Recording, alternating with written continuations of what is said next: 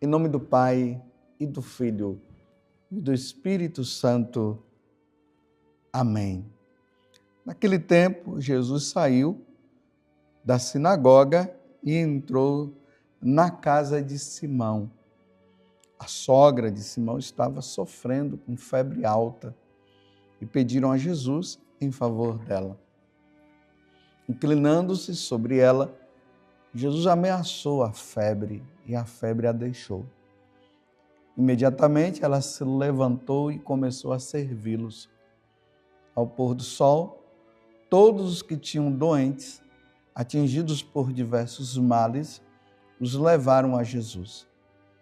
Jesus colocava as mãos em cada um deles e os curava. De muitas pessoas também saíam demônios gritando: Tu és o Filho de Deus.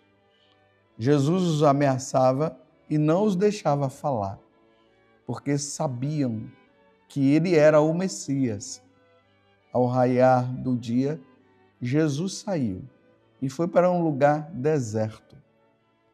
As multidões o procuravam e, indo até eles, tentavam impedi-los que o deixasse. Mas Jesus disse: Eu devo anunciar a boa nova do reino de Deus também a outras cidades, porque para isso é que eu fui enviado. E pregava nas sinagogas da Judéia. Palavra da salvação. Glória a vós, Senhor.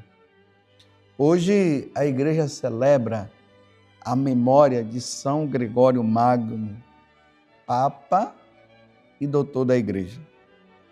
São Gregório Magno, ele nasceu em Roma por volta aí do ano 540, tendo tomado a carreira política. Olha bem, primeiro ele foi político. Ele se tornou prefeito da cidade de Roma. Ele entendia muito bem dessas questões políticas.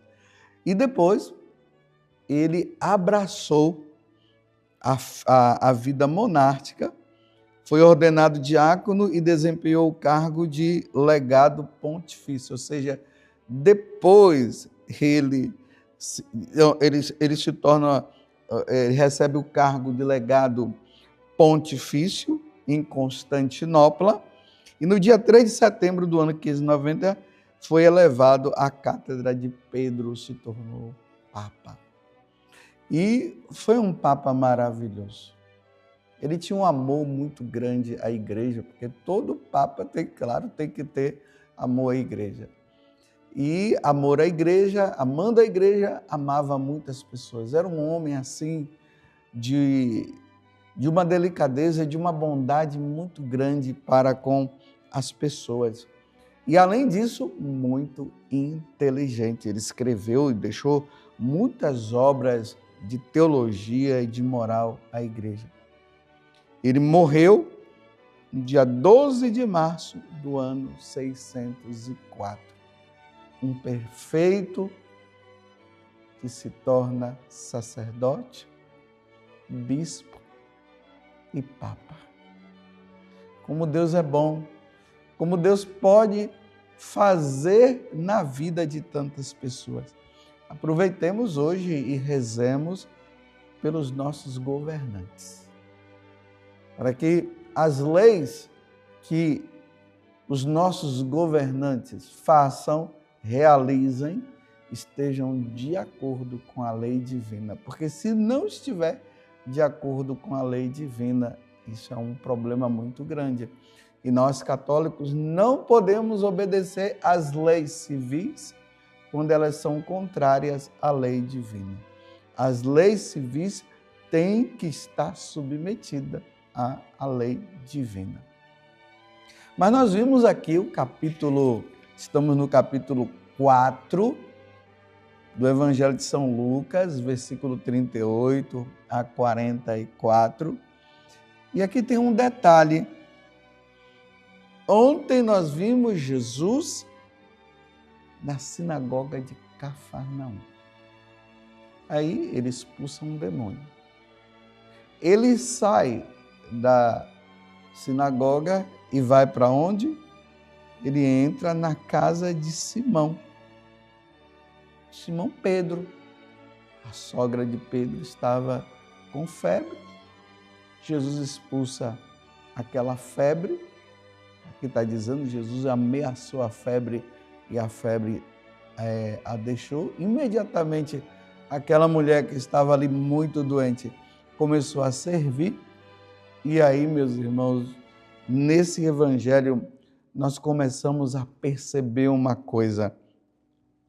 A fama de Jesus começa a crescer. E a fama de Jesus começa a crescer onde? Como? Expulsa um demônio. Cura a sogra de Pedro. Aí as pessoas foram levando outras para que Jesus pudesse rezar. E elas eram curadas.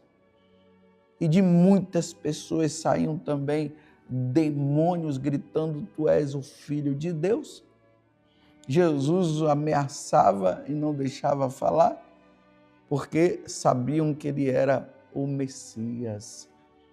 Como eu falei ontem, o demônio sabia quem era Jesus.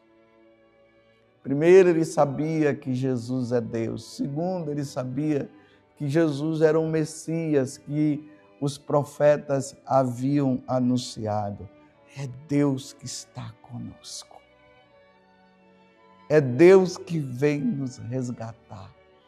É Deus que vem nos salvar na pessoa de nosso Senhor Jesus Cristo.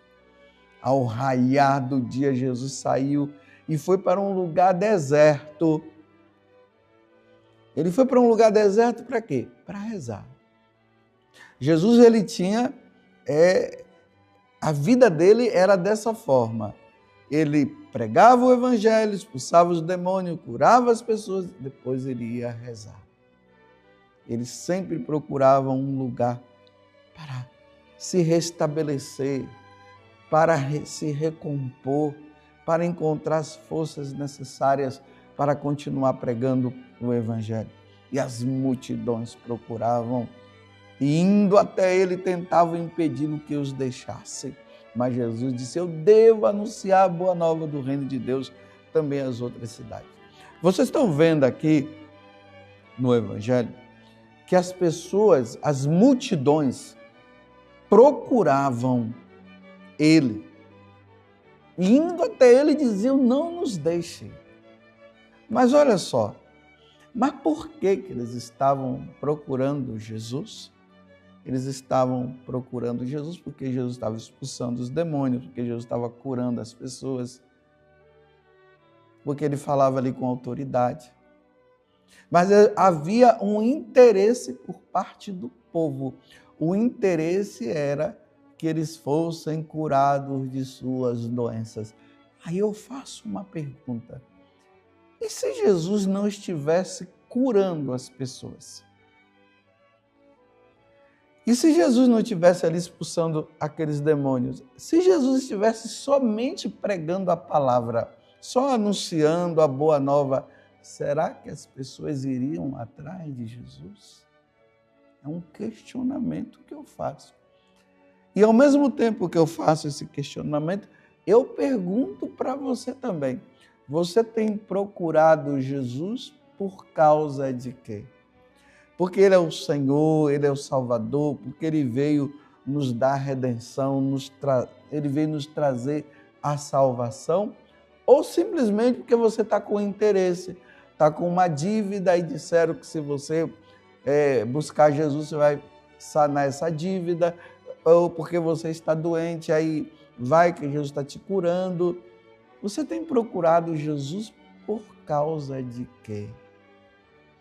E eu vou dizer uma coisa, as pessoas que procuram Jesus apenas para resolver seus problemas materiais, elas ainda não entenderam o sentido da busca, do porquê que se deve buscar o Senhor. Nós devemos buscar o Senhor porque Ele é o nosso Salvador, porque Ele veio morrer por nós, Porque ele veio nos dar vida eterna. Porque ele é o nosso Deus. Independe, né? Independe de cura. Mas é porque ele é Deus e nós precisamos de Deus. Não busque Jesus apenas para resolver os seus problemas, porque quando Jesus não resolve o problema, as pessoas se afastam. Eu pergunto mais uma vez, por que você busca Jesus? É porque ele é o Filho de Deus? Porque os demônios reconheceram ele como Filho de Deus. Você tem buscado porque Jesus é o Filho de Deus? Ou você tem buscado Jesus para resolver os seus problemas? E ainda tem aqueles, né, que depois que os problemas são resolvidos, eles dizem bem assim, agora que Jesus resolveu o meu problema, a pessoa se afasta, vai embora. Ainda tem aqueles que até brincam, eu não quero mais incomodar o Senhor, porque ele tem ainda que resolver muitos problemas de outras pessoas. Mas é preciso ficar bem claro, Jesus veio nos dar a vida eterna, ele veio nos redimir, ele veio nos salvar. As outras coisas, elas são dadas por acréscimo. Nós não podemos buscar Jesus somente por causa de cura. Nós não podemos buscar Jesus somente por causa de questões financeiras. Nós precisamos buscar Jesus porque ele é Deus, ele é o Filho de Deus e sem ele nós não somos nada. Porque nós somos criados para amar, reverenciar, bendizer, adorar e glorificar a Deus, independente do que ele pode nos dar de material, porque ele morreu na cruz e nos redimiu.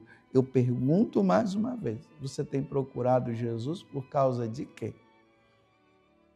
Louvado seja nosso Senhor Jesus Cristo, para sempre seja louvado. E a sua mãe Maria Santíssima, e desça sobre você a bênção de Deus Todo-Poderoso, Pai, Filho e Espírito Santo. Amém.